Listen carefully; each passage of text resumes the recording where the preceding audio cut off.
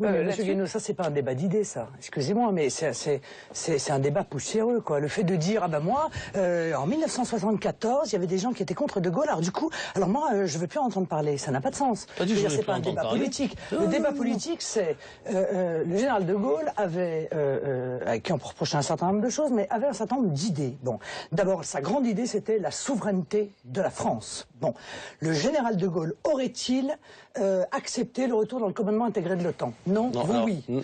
Est-ce qu'il aurait accepté de contrer un référendum où les Français avaient rejeté une constitution? Non, vous, oui.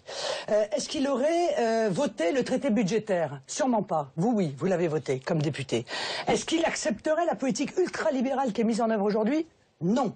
Clairement, il ne l'aurait pas fait. Vous l'accompagnez quand même, quoi qu'on en dise. Bon. Ah bon. Alors, la vraie question, c'est, à part vous dire, si vous voulez, gaulliste, qu'est-ce qui reste des grandes options qui étaient, et de la grande vision de la France, qui était celle de De Gaulle, dans la politique que vous avez menée comme conseiller spécial, ou de la politique que vous avez votée comme député sur la Libye et sur la Syrie?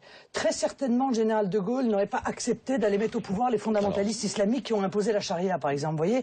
Donc voilà, c'est des vraies questions de fond. Moi, je n'ai pas d'il y a 40 ans. Mais est-ce qu'on peut aujourd'hui plutôt d'aujourd'hui? Est-ce que vous êtes...